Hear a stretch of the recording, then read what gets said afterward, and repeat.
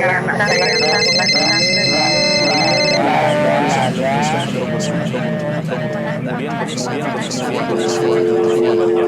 Wudunya batal.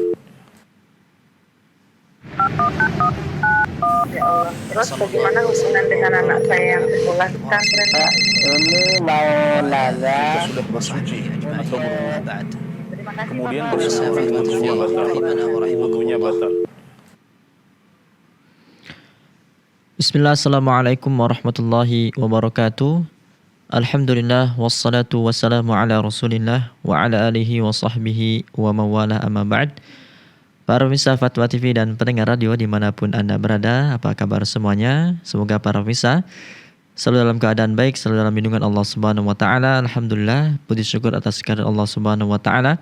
Senang sekali kami kembali menyapa Anda dalam program live interaktif Fikih Ibadah bersama guru kita Ustadz Anas Burhanuddin Hafizahullahu Ta'ala, yang beliau ini merupakan salah satu anggota dari Dewan Fatwa Perhimpunan Al-Irsyad. Kemudian salat dan salam semoga selalu tercurahkan kepada suri taulan kita, Rasul tercinta Nabi Muhammad sallallahu alaihi wasallam, juga kepada keluarga beliau, para sahabat dan orang-orang yang mengikuti beliau dengan baik hingga hari kiamat. Dan alhamdulillah para pemirsa, Ustadz sudah hadir bersama kita di studio. Kita sapa beliau terlebih dahulu. Assalamualaikum Ustadz.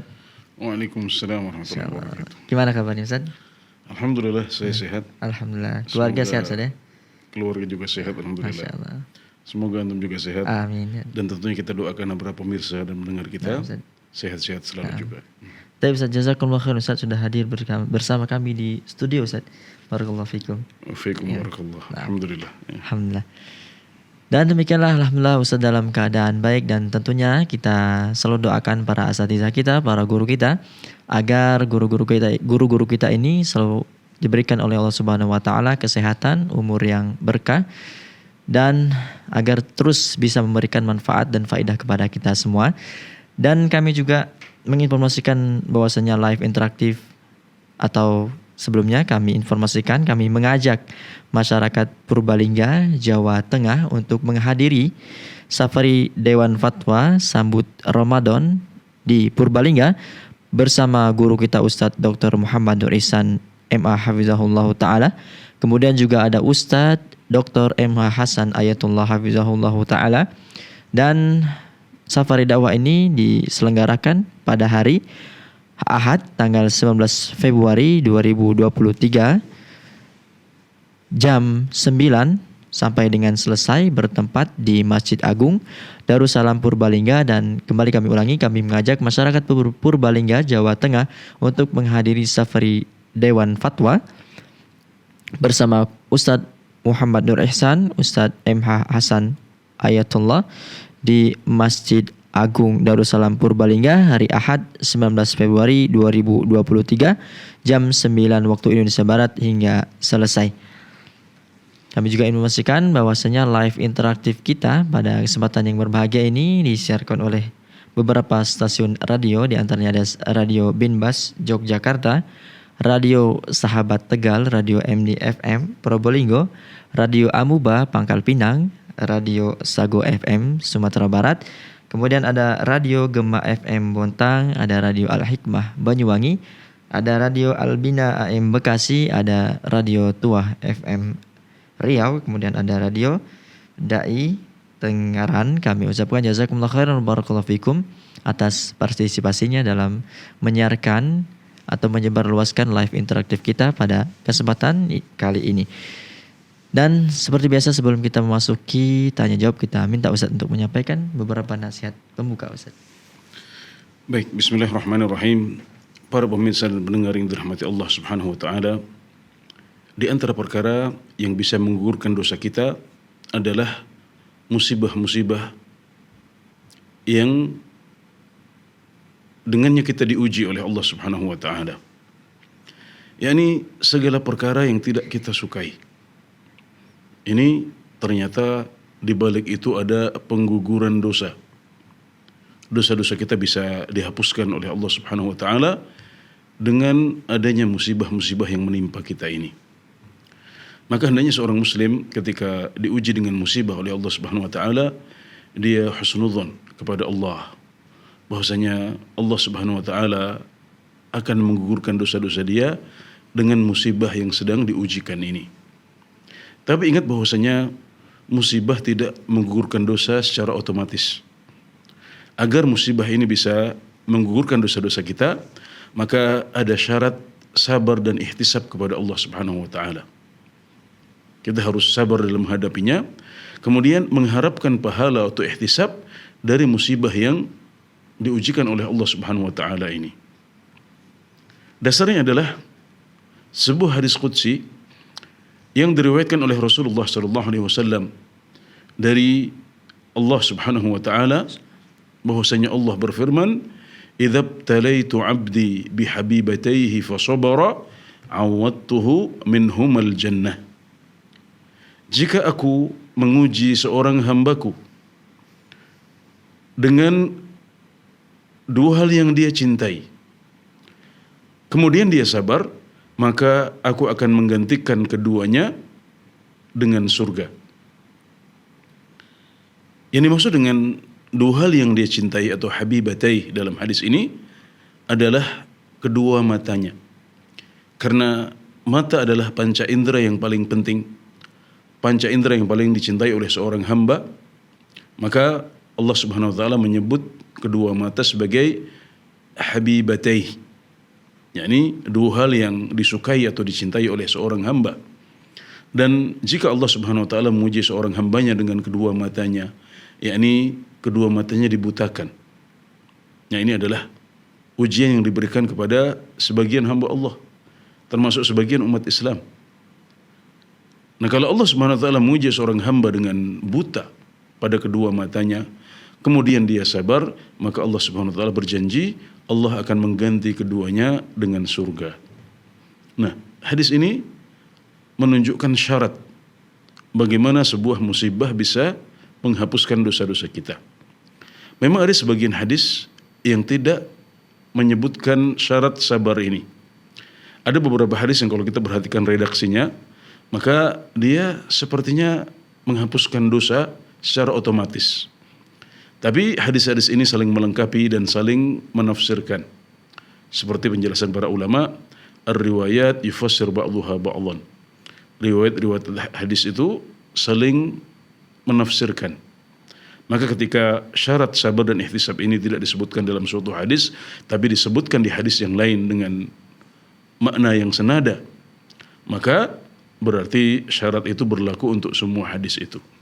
Maka para ulama menyebutkan bahwasanya agar kita bisa mendapatkan penghapusan dosa, pengguguran dosa karena musibah yang menimpa kita, maka hendaknya kita mewujudkan syaratnya, yaitu bersabar dengan tabah menghadapi ujian itu, tidak keluar kata-kata yang buruk dari mulut kita, jangan sampai melakukan aksi-aksi yang terlarang seperti menangis, meraung-raung, memukul-mukul wajah kita, merobek-robek baju kita.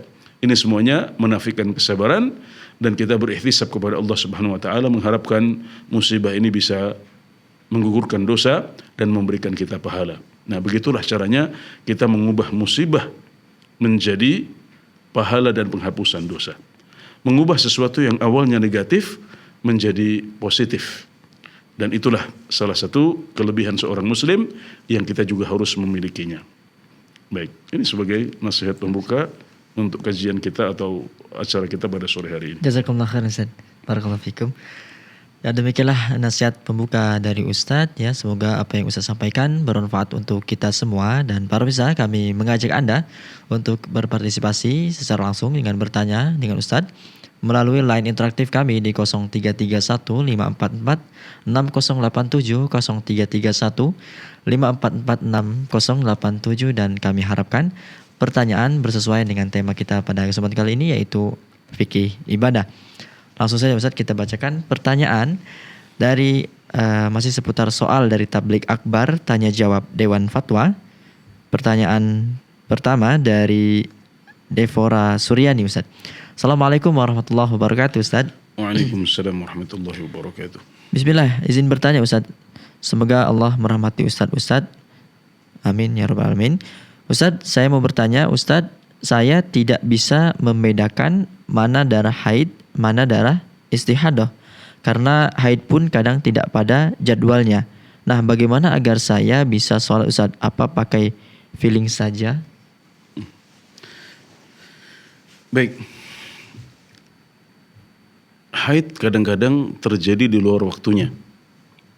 Ini betul bagi sebagian orang yang mungkin karena sakit, karena hamil, karena menyusui, atau meminum obat tertentu, maka bisa jadi siklus haidnya menjadi terganggu. Tapi ini adalah kondisi khusus.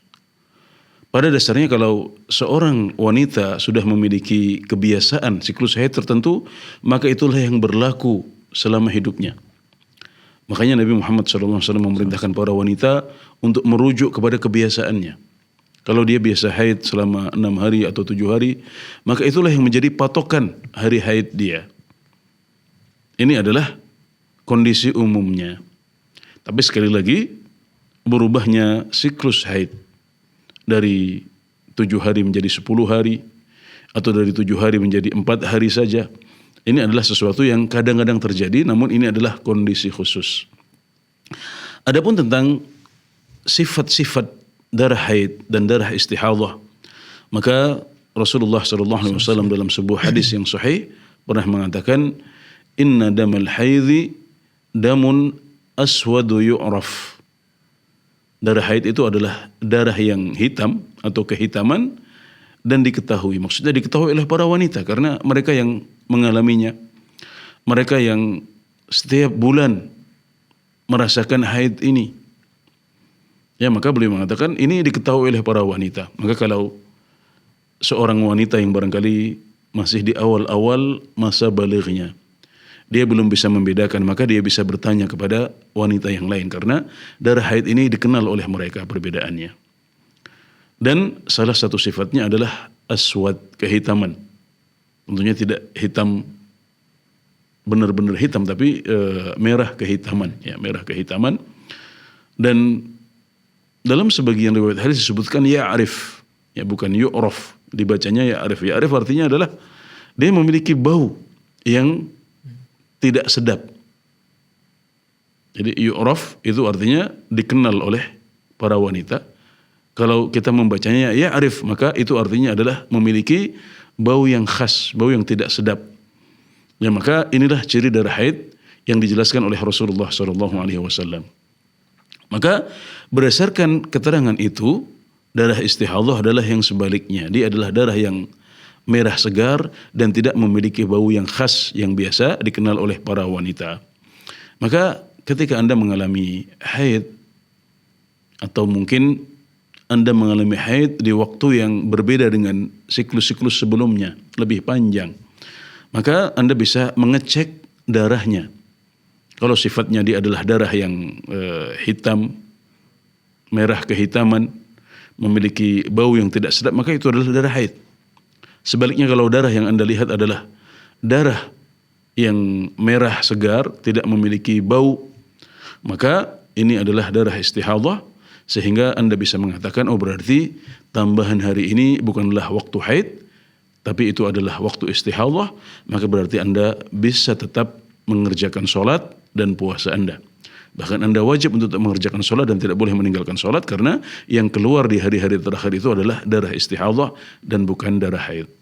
Ya, jadi sifatnya sudah dijelaskan oleh Rasulullah SAW, bukan feeling yang kita pakai. Kalau kita tidak tahu, kita bertanya kepada ahlinya, baik kepada para ahli syariah maupun kepada para ahli kesehatan.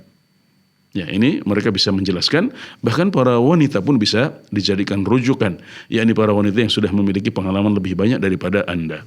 Insya Allah dengan beberapa catatan ini, Anda insya Allah sudah tidak bingung lagi, dan semoga seperti itu. Ya, jazakallah khair Ustaz. Ya, demikianlah kepada yang bertanya, jazakillah khair wa barakallahu fiik atas pertanyaannya, dan kembali kami mengajak Anda untuk bertanya secara langsung kepada Ustaz melalui line interaktif kami di 0331544687, 0331544687. Kembali Ustaz, kita bacakan pertanyaan dari Indah Lestari. Assalamualaikum warahmatullahi wabarakatuh Ustaz. Waalaikumsalam warahmatullahi wabarakatuh. Ustaz izin bertanya, apa hukum menggunakan atau mengenakan cadar saat ihram? Kemudian apakah boleh tawaf setiap hari jika saat berada di tanah suci, Ustaz? Baik, mengenakan cadar saat ihram bagi wanita hukumnya adalah tidak boleh.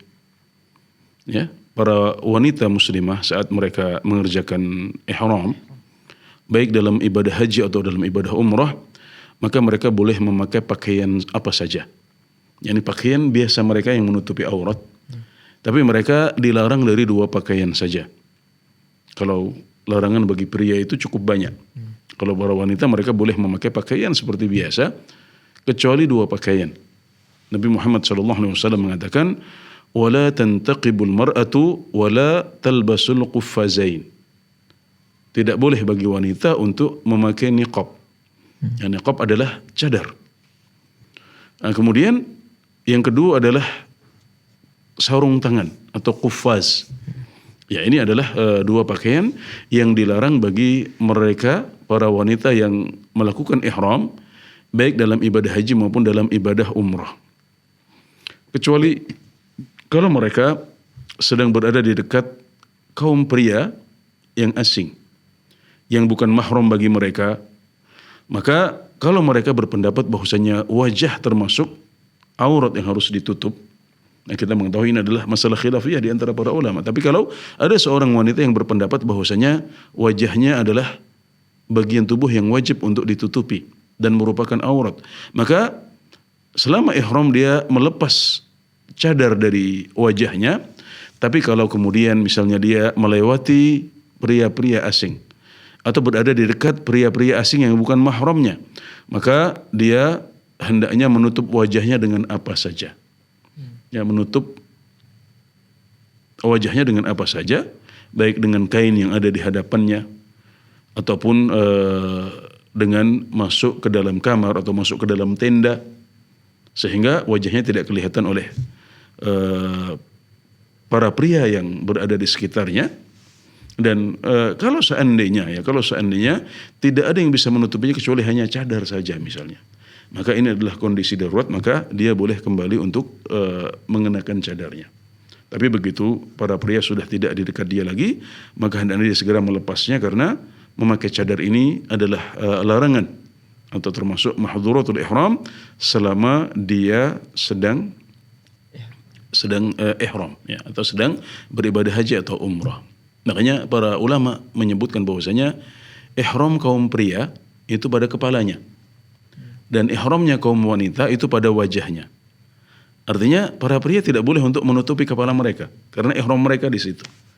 Dan para wanita tidak boleh untuk menutupi wajah mereka karena ihram mereka pada wajah mereka. Jadi sampai demikian para ulama membuat kaidah atau patokan yang bisa mudah dibedakan bagi umat Islam. Jadi ihramnya para pria adalah di kepala mereka, maka itu tidak boleh ditutupi, dan ihramnya para wanita adalah pada wajah mereka, maka wajah mereka tidak boleh untuk ditutupi selama sedang beribadah ihram.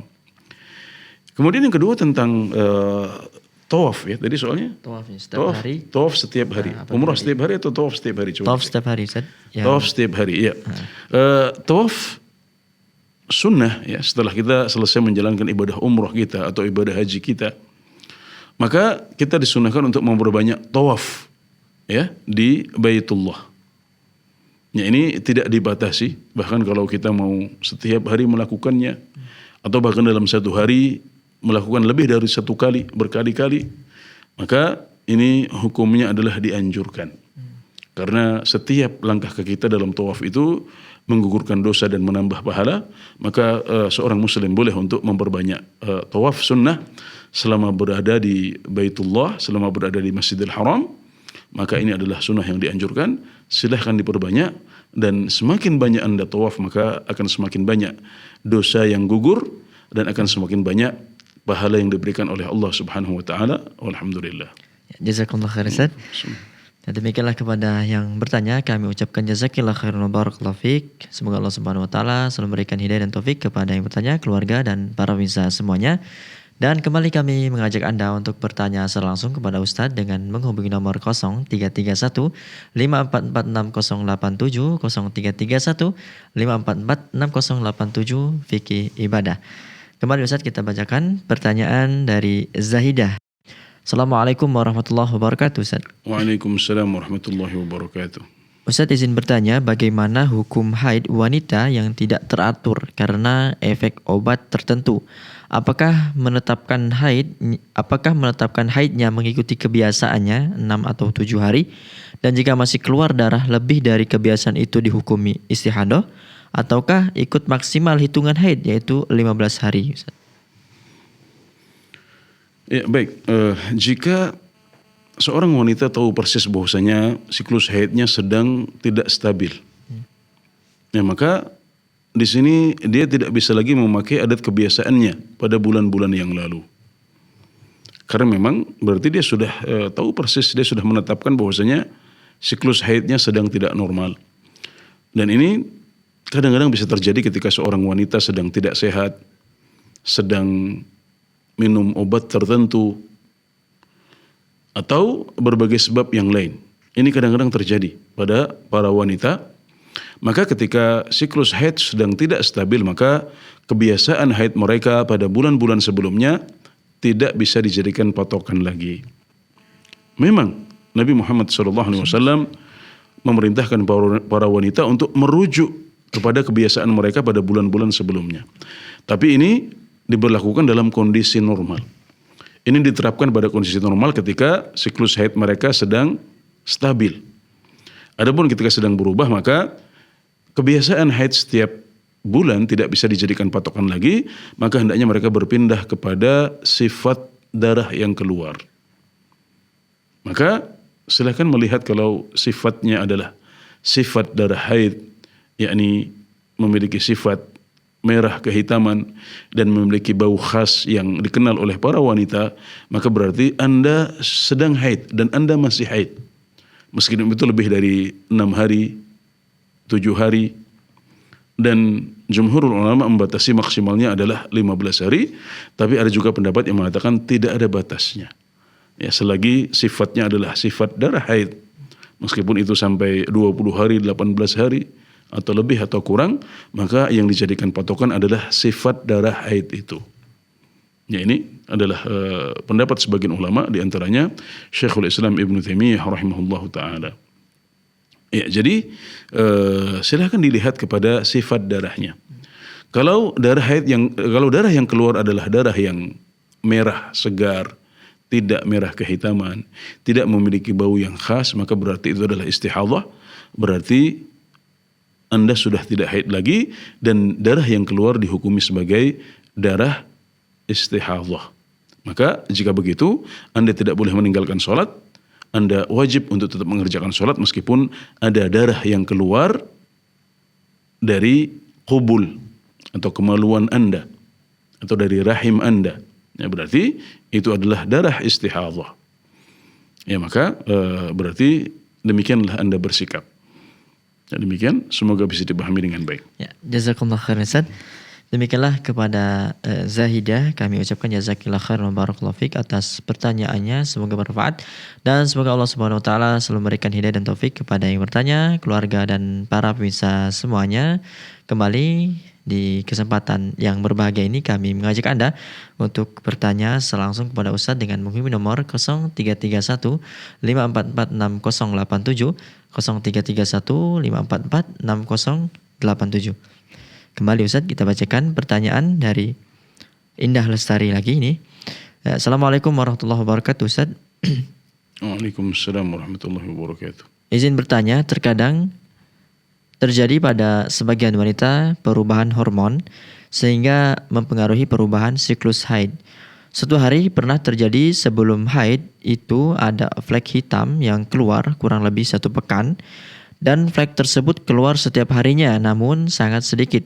Lalu setelah sepekan darah haid seperti biasa pun keluar. Pertanyaannya, apakah flek hitam tadi dihitung masa haid? Jika tidak, apakah perlu mandi untuk melakukan sholat di setiap waktu sholat jika adanya flek hitam tadi Ustaz? Baik, ya, jadi flek hitam seperti ini diistilahkan oleh para fuqaha sebagai kudrah, yakni warna keruh yang keluar dari kemaluan atau rahim seorang wanita. Kadang-kadang warnanya adalah warna kekuningan. Maka ini masuk pembahasan sufrah dan kudrah. Warna kekuningan atau warna keruh yang keluar dari rahim seorang wanita. Dan intisari pembahasan ini adalah bahwasanya sufrah dan kudrah atau flek di tengah-tengah masa haid dihukumi sebagai bagian dari hari haid. Jadi kalau seorang wanita sedang mengalami haid dan kebiasaan dia adalah 7 hari. Tapi pada hari yang keempat dan kelima misalnya darah haid tidak keluar. Yang keluar adalah flek hitam seperti ini. Maka yang seperti ini dihukumi sebagai bagian dari hari haid. Maka selama 2 hari itu dia tetap meninggalkan sholat dan tidak boleh berpuasa. Ya, ini seperti yang disampaikan oleh Aisyah radhiyallahu anha bahwasanya kalau seseorang mengalami sufrah dan kudrah seperti ini maka dia harus menunggu. Jangan dihukumi, jangan buru-buru dihukumi sebagai haid sudah selesai dulu. Sampai kata beliau nanti Anda melihat al-qassatul bayda, Anda melihat cairan putih seperti benang yang keluar dari kemaluan Anda. Jadi intinya sufrah dan kudrah atau flek jika berada di tengah-tengah hari haid maka dia dihukumi sebagai hari haid. Sedangkan jika ini terjadi di luar masa haid, ya maka sufrah dan kudrah atau flek ini tidak dianggap apa-apa, artinya tidak dihukumi sebagai hari haid dan dia dianggap sebagai hari suci. Dan ini nampaknya yang dimaksudkan oleh pertanyaan dari kita ini. Dia mengalami flek di luar masa haid, maka Anda tidak perlu pedulikan itu, berarti Anda tidak dihukumi sebagai sedang haid, tidak dihukumi sebagai wanita yang sedang mengalami haid. Dan dasarnya adalah hadis Ummu Atiyah radhiyallahu anha yang mengatakan kunna la na'uddu sufrata wal qudrata syai'an. Dahulu kami tidak menghitung atau menganggap flek, sufrah atau kudrah ini sebagai sesuatu. Kami tidak menganggapnya sesuatu yang memiliki dampak hukum. Enggak ada dampak hukumnya. Maka Anda tetap sholat, Anda tetap puasa. Tapi kita harus melihat dari sisi lain, yaitu bahwasanya setiap yang keluar dari kemaluan itu membatalkan wudhu. Nah, jadi ketika flek ini keluar maka wudhu Anda batal. Dengan demikian hendaknya Anda membersihkan kemaluan Anda, kemudian Anda wudhu ketika waktu sholat tiba. Nah, kemudian setelah itu Anda mengerjakan sholat. Dan kalau di tengah-tengah sholat ya flek ini masih terus keluar maka Anda bisa abaikan saja. Kalau Anda sudah wudhu ketika masuknya waktu sholat ya maka berarti Anda sudah cukup ya melakukan toharah, maka Anda boleh mengerjakan sholat meskipun fleknya masih terus mengalir. Jika ternyata flek ini tidak ada habis-habisnya ya maka Anda abaikan saja. Yang penting Anda sudah membersihkan kemaluan dan berwudu ketika waktu sholat sudah masuk. Ya, ini semoga bisa dipahami dengan baik oleh saudari penanya. Jazakumullah khairan Ustaz. Ya, Ya, demikianlah kepada yang bertanya kami ucapkan jazakillah khairan wa barakallahu fiik atas pertanyaannya dan semoga bermanfaat. Kembali ya, ada penelpon yang bergabung Ustaz. Kita sapa terlebih dahulu, ada Bapak Aldi ini. Ya, Assalamualaikum warahmatullahi wabarakatuh, Pak Aldi. Waalaikumsalam warahmatullahi wabarakatuh. Dari mana Bapak? Dari Kalimantan Utara nih Pak. Yo, Kalimantan Utara. Ya, silakan Bapak pertanyaannya. Iya, Assalamualaikum Pak Ustadz. Waalaikumsalam warahmatullahi wabarakatuh. Izin bertanya nih Pak Ustadz, ini mengenai sholat tahajud Pak Ustadz. Iya. Kalau sholat tahajud itu apa masih boleh dilakukan Pak Ustadz pada saat istilahnya masjid sudah mengaji gitu Pak Ustadz? Apakah Baik. masih boleh sholat tahajud itu Pak Ustadz sebelum ajan gitu nah? Itu aja pertanyaan Pak Ustadz. Terima kasih. Iya. Assalamualaikum warahmatullahi wabarakatuh. Waalaikumsalam warahmatullahi wabarakatuh. Ya, silakan Ustaz. Ketika masjid-masjid sekitar kita sudah mulai menyiarkan bacaan Al-Quran, ya, ini semoga tidak mengganggu masyarakat sekitar. Kita khawatirnya yang seperti ini mengganggu masyarakat sekitar, dan juga karena di sebagian desa atau kota ada orang-orang non-muslim yang barangkali kurang nyaman dengan tilawah seperti ini, maka itu hendaknya menjadi pertimbangan kita untuk menyiarkan atau tidak. Kemudian juga perlu lihat aturan pemerintah seperti apa. Nah, ini semuanya setahu saya sudah diatur oleh pemerintah kita, maka hendaknya kita menaati aturan yang telah dibuat oleh pemerintah kita. Jadi ada pertimbangan kenyamanan orang-orang di sekitar masjid dan juga ada pertimbangan mentaati aturan pemerintah yang sudah mengatur hal yang sedemikian rupa. Tapi terlepas dari itu, ketika tilawah Al-Quran sudah dikumandangkan di suatu masjid sebelum subuh, maka berarti waktu subuh belum masuk. Ya, maka berarti itu adalah masih merupakan waktu untuk qiyamul lail, termasuk untuk mengerjakan sholat tahajud. Kenapa? Karena Rasulullah SAW bersabda, "Sholatul laili mathna mathna, fa idza khashiya ahadukumul fajra falyutir bi raka'ah." Sholat malam itu 2 rakaat. Dan kalau seorang di antara kalian khawatir masuknya waktu subuh, hendaklah dia witir dengan 1 rakaat. Jadi Bapak Aldi, sekalipun kita sudah hanya tersisa 2 menit, 3 menit lagi ya sebelum masuknya waktu subuh, maka kita masih bisa sholat witir dengan 1 rakaat. Apalagi ketika tilawah ini dikumandangkan di masjid-masjid sekitar kita, maka itu mungkin masih ada waktu 1/4 jam, bahkan setengah jam. Kalau kami di Jember biasanya itu masih ada setengah jam lagi kira-kira ya.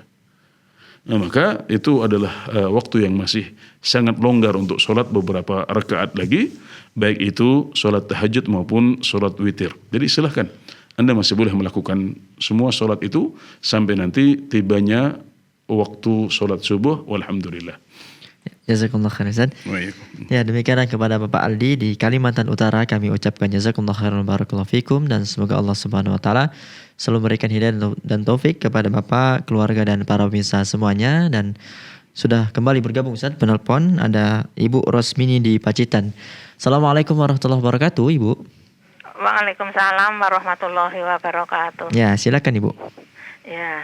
Assalamualaikum warahmatullahi wabarakatuh, Ustaz. Waalaikumsalam warahmatullahi wabarakatuh. Ustaz, saya merawat ibu saya yang kena stroke sudah 2 tahun. Yang kami maksud sekarang itu pikunnya semakin berat. Jadi apa yang diajarkan, apa yang diarahkan itu seakan-akan tidak masuk dalam hadis sanubari, cuma menerikan. Yang seperti itu apa mungkin Allah menerima amalannya, Ustaz?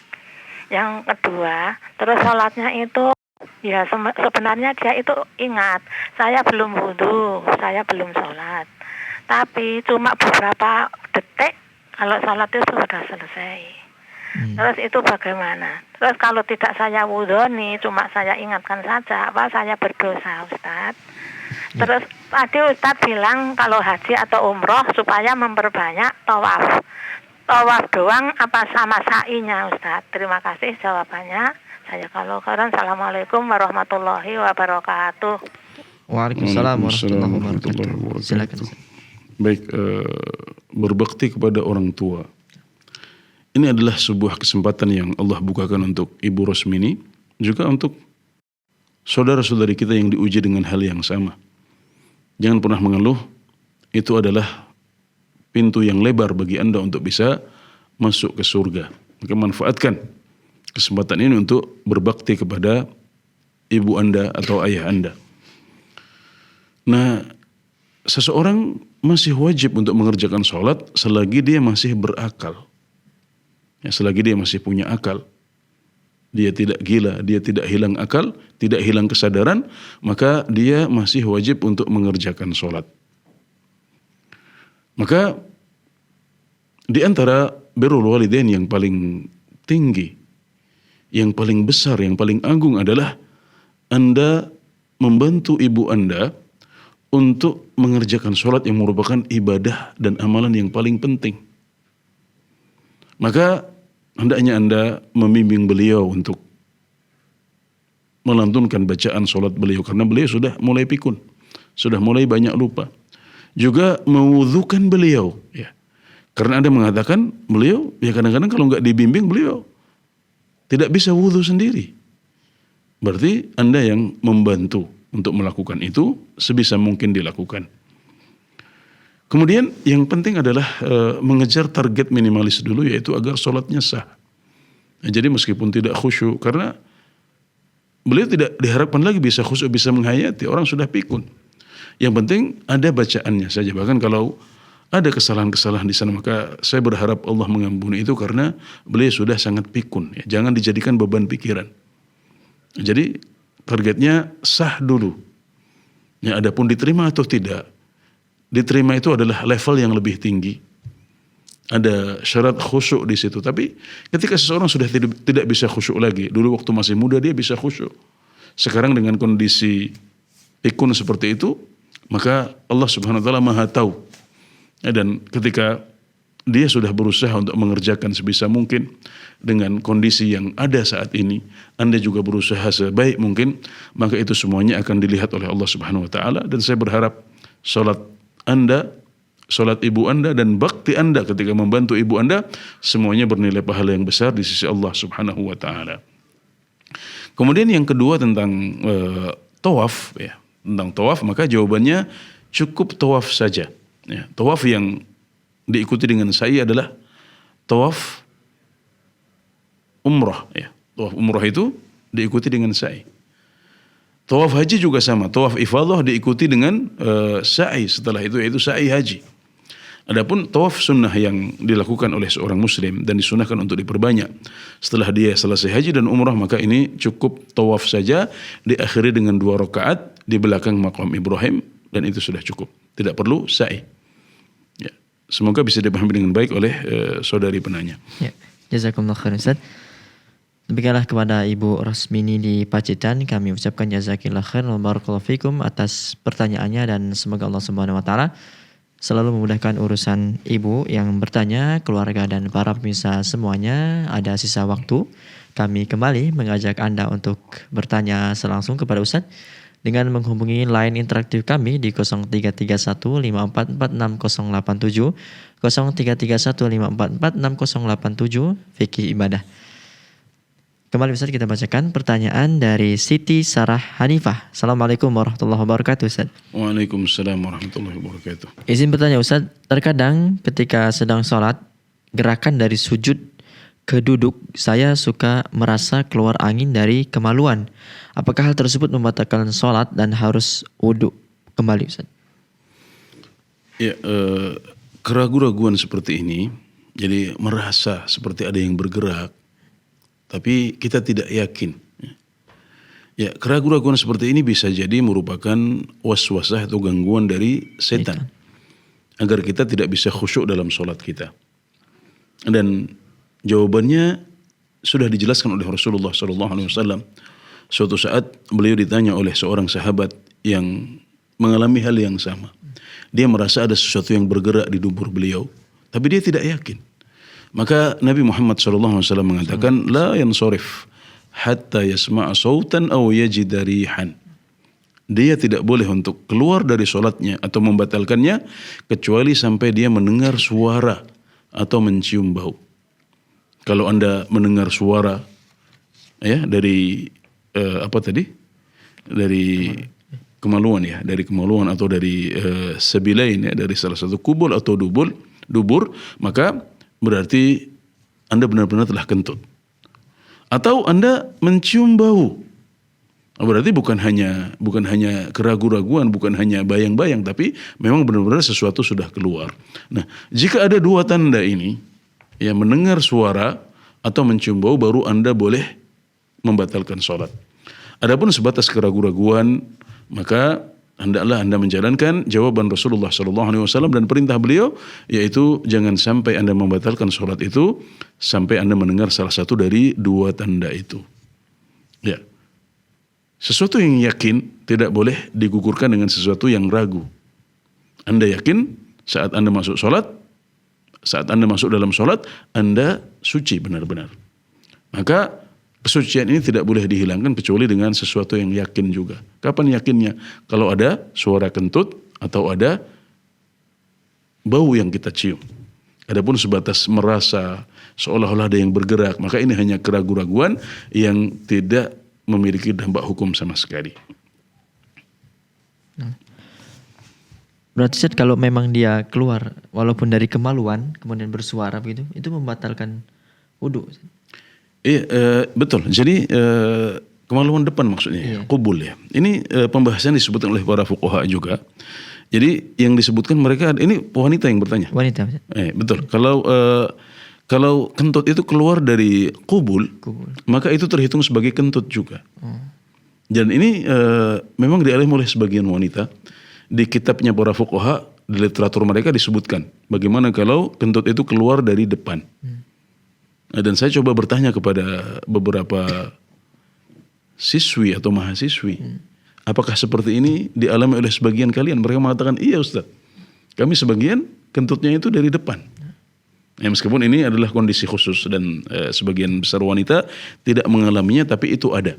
Dan kalau itu terjadi maka itu terhitung sebagai kentut juga. Karena itu masuk ke umuman hatta yasma'a sautan aw yajida rihan. Ya, kalau benar-benar keluar dari depan bersuara maka itu kentut berarti. Atau kalau keluar dari depan kemudian tercium baunya maka berarti itu adalah kentut juga. Ya, seperti itu. Jazakallahu khairan Ustaz. Ya, demikianlah kami ucapkan jazakillahu khairan wa barakallahu fik kepada Siti Sarah yang bertanya, barakallahu fik. Dan kembali kita angkat Ustaz Pak Aldi ini yang tadi mungkin kembali bertanya, kita sapa terlebih dahulu. Assalamualaikum warahmatullahi wabarakatuh, Pak Aldi. Waalaikumsalam, Pak. Ya, silakan. Iya, Pak. Izin bertanya kembali nih, Pak Ustadz. Oh, iya. Ini masih seputar sholat tahajud nih, Pak Ustadz. Ya. Sebelum Silakan. tidur kan saya kadang mau mengajak anak saya, Pak Ustadz, yang belum balik itu sholat witir 3 rakaat, Pak Ustadz. Ya. Kemudian kami lakukan secara berjamaah. Ya. Kemudian kalau saya kembali sholat tahajud, pada saat saya tidur kemudian bangun sholat tahajud lagi, Pak Ustadz, apakah masih sholat witir atau enggak, Pak Ustadz? Iya. Cukup Bapak. Saya witir sebelum tidur, Pak Ustadz. Iya. Baik. Itu aja, Pak Ustadz. Terima kasih. Assalamualaikum warahmatullahi wabarakatuh. Waalaikumsalam warahmatullahi wabarakatuh. Silakan Ustaz. Ya, witir terbaik itu dilakukan di akhir malam. Ya, ketika kita sudah tidak ingin sholat lagi atau waktunya sudah hampir habis, disitulah waktu terbaik untuk melakukan witir kita. Jadi witir adalah penutup sholat malam. Tapi kalau ada di antara kita yang khawatir tidak bisa bangun malam. Mungkin karena malam itu dia banyak kegiatan, capek. Maka sunnahnya adalah dia witir sebelum tidur. Seperti diwasiatkan oleh Rasulullah SAW kepada sahabat Abu Hurairah radhiyallahu anhu, bahwasanya beliau diberikan wasiat 3 macam. Salah satunya adalah witir sebelum tidur. Nah, ini kalau seseorang khawatir tidak bisa bangun malam karena capek dan lain sebagainya. Nah, kemudian kalau ada orang yang sudah witir sebelum tidur, tapi kemudian Allah mudahkan untuk bisa bangun malam. Ya, ternyata tidurnya yang pendek cukup. Dia bisa bangun malam, maka Anda cukup sholat tahajud saja dan tidak perlu diakhiri dengan witir. Bahkan itu tidak boleh. Jadi cukup 1 witir saja yang sudah Anda lakukan sebelum tidur. Karena Rasulullah SAW bersabda, la witrani fi lailah, tidak boleh ada 2 witir dalam 1 malam. Baik, begitulah penjelasannya menurut para ulama kita. Alhamdulillah. Jazakallahu khairan Ustaz. Ya, demikianlah kepada Pak Aldi di Kalimantan Utara, kami ucapkan jazakumullah khairan wa barakallahu fikum. Semoga Allah Subhanahu wa taala selalu memberikan hidayah dan taufik kepada Bapak, keluarga dan para pemirsa semuanya. Kembali Ustaz, ada penelpon yang bergabung. Ada Umu Yodi, kita sapa terlebih dahulu. Assalamualaikum. Oh, terputus ternyata Ustaz. Lanjut ke pertanyaan Ustaz, kita bacakan dari Dedah Jubaidah. Assalamualaikum warahmatullahi wabarakatuh Ustaz. Waalaikumsalam warahmatullahi wabarakatuh. Izin bertanya, apakah bila selesai berwudu sama sekali tidak boleh berbicara dan bercakap-cakap Ustaz sampai sholat selesai didirikan? Sedangkan saya di rumah ada cucu balita yang lagi senang-senangnya diajak ngobrol dan bercengkrama. Lalu bagaimana Ustaz? Baik, berbicara atau ngobrol bukanlah sesuatu yang membatalkan wudhu kita.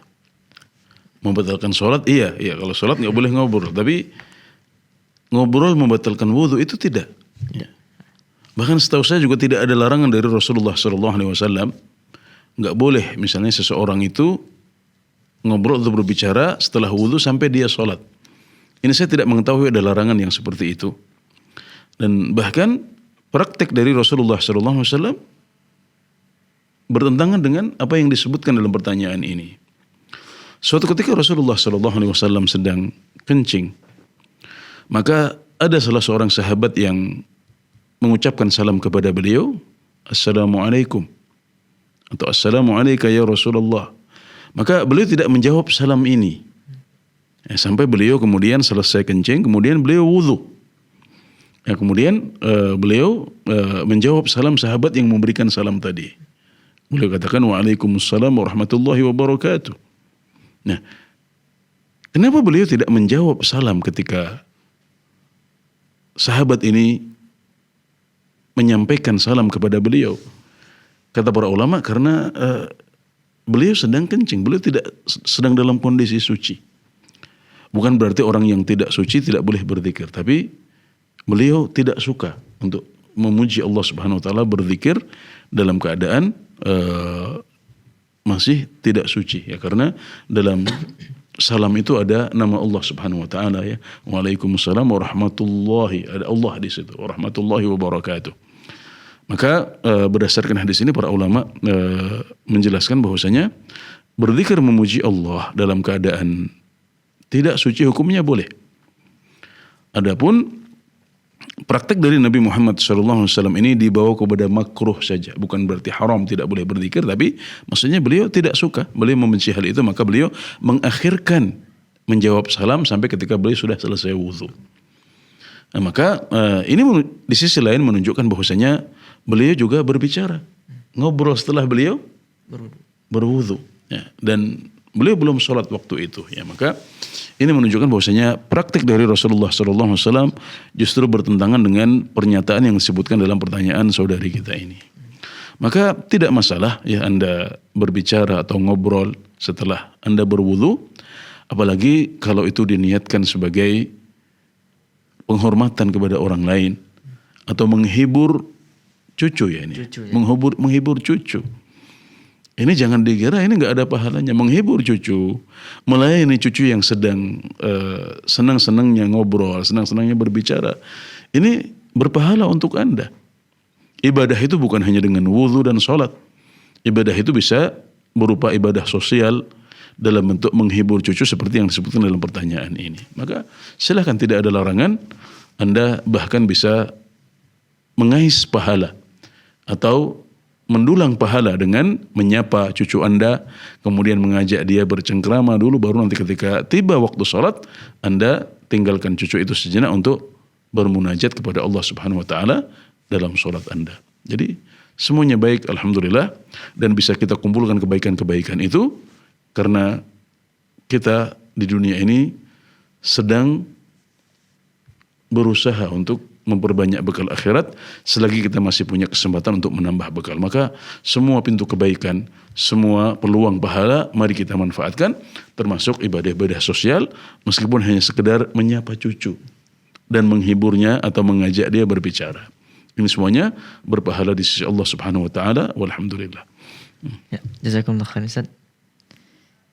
Ya, demikianlah kepada Ibu Dedah Jubaida kami ucapkan jazakillah khairan wa barakallahu fik atas pertanyaannya, dan semoga Allah Subhanahu wa taala selalu memberikan hidayah dan taufik kepada ibu dan ibu, keluarga dan para pemirsa. Kembali Ustaz, kita bacakan pertanyaan dari Muhammad Randy. Bismillah. Assalamualaikum warahmatullahi wabarakatuh Ustaz. Waalaikumsalam warahmatullahi wabarakatuh. Izin bertanya Ustaz, saya ada niat untuk berangkat umroh insyaallah. Untuk biayanya saya sudah ada, namun saya belum mendaftar haji. Apakah boleh pergi umroh dulu tapi belum mendaftar untuk ibadah haji, Ustaz? Ya, baik. Jadi umroh dan haji adalah dua kewajiban yang harus ditunaikan oleh setiap muslim. Adapun haji maka tidak perlu kita ragukan. Haji itu wajib bagi yang mampu tentunya. Dan bukan hanya wajib, dia adalah rukun Islam. Adapun umroh, para ulama berselisih pendapat apakah hukumnya wajib atau tidak. Tapi pendapat yang lebih kuat, Allah Ta'ala alam, bahwasanya umroh itu juga wajib. Dan ini juga adalah pendapat mazhab Syafi'i. Jadi umroh itu wajib untuk ditunaikan. Meskipun keduanya bisa kita tunaikan dalam satu perjalanan ibadah haji. Karena kalau seorang berhaji, kemudian dia memilih haji tamattu atau haji qiran, maka berarti dalam satu perjalanan dia bisa menunaikan haji dan umroh sekaligus. Ya.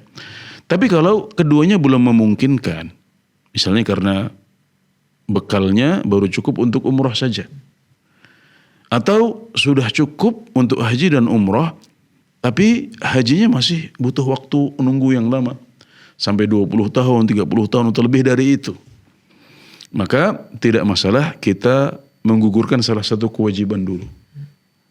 Nah, jadi kita bisa berangkat umroh dulu, dan alhamdulillah di negeri kita saat ini kalau kita ingin berangkat umroh dulu maka tidak perlu menunggu waktu yang panjang.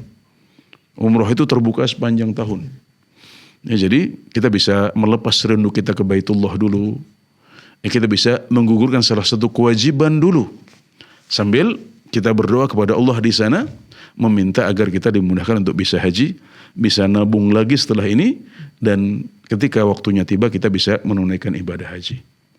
Jadi tidak masalah, ya, tidak masalah, karena saat ini Anda belum wajib haji karena bekalnya belum cukup.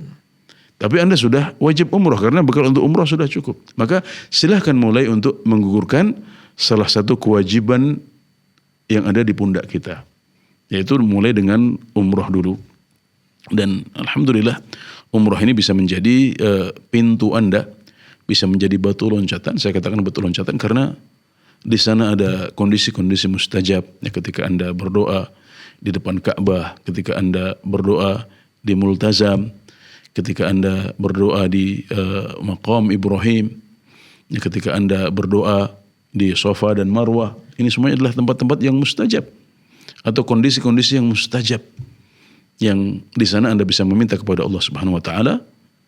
Katakan sekarang Anda baru bisa untuk umrah, tapi ya Allah, aku sudah berazam untuk haji juga, maka mudahkan ibadah haji untukku. Anda bisa berdoa seperti ini, dan insya Allah Allah berjanji akan memenuhi doa hamba-hambanya. Dan insya Allah ketika Anda memulai dengan umrah dulu, maka haji juga akan berada pada jangkauan Anda setelah itu dengan izin dan taufik dari Allah Subhanahu wa taala. Jazakumullah khairan Ustaz. Ya, demikianlah kami ucapkan jazakumullah khairan barakallahu fikum kepada Muhammad Randy atas pertanyaannya. Semoga bermanfaat dan semoga Allah Subhanahu wa taala selalu memberikan hidayah dan taufik kepada yang bertanya, keluarga dan para pemirsa semuanya. Dan alhamdulillah Ustaz, tadi adalah pertanyaan terakhir kita Ustaz. Masya Allah, jazakumullah khairan barakallahu fikum atas waktu dan ilmunya Ustaz. Dan semoga di lain kesempatan kita kembali bisa berjumpa Ustaz bismillah. Biiznillah taala. Alhamdulillah. Alhamdulillah. Demikianlah para pemirsa Fatwa TV dan pendengar radio, berakhir sudah perjumpaan kita dalam kesempatan kali ini. Kami ucapkan mohon maaf kepada para penelpon yang tidak sempat kami angkat, atau kepada para penanya yang pertanyaannya tidak sempat kami bacakan, tapi Anda dapat terus menyaksikan live interaktif Fatwa TV dari Senin hingga Jumat. Dan bagi Anda yang ingin mengetahui informasi seputar Fatwa TV, Anda dapat mengunjungi website kami di www.fatwatv.id. Kemudian untuk mengupdate tanya jawab di website kami di www.dewanfatwa.com/tanya jawab. Tak lupa juga kami mengajak kaum muslimin dimanapun Anda berada untuk ikut bersama kami, ikut berpartisipasi dalam syiar dakwah Islam di Fatwa TV melalui rekening aktif yang dapat Anda saksikan di layar kaca Anda. Kami mengajak kaum muslimin dimanapun berada untuk bergabung dalam syiar dakwah Islam di Fatwa TV melalui rekening aktif yang dapat Anda saksikan di layar kaca Anda. Akhirnya, semoga yang Ustaz sampaikan pada perjumpaan kali ini bermanfaat untuk kita semua. Kita akhiri perjumpaan kita dengan doa kafaratul majlis. Subhanakallahumma wa bihamdika asyhadu an la ilaha illa anta astaghfiruka wa atubu ilaik. Wassallallahu ala sayyidina Muhammad. Wassalamualaikum warahmatullahi wabarakatuh. Ya Allah. Terus bagaimana hubungan dengan anak saya yang sekolah di pesantren? Ini mau nanya. Sudah bersuci atau berwudu, Terima kasih kemudian Bapak. bersentuhan dengan suami, apakah wudunya batal?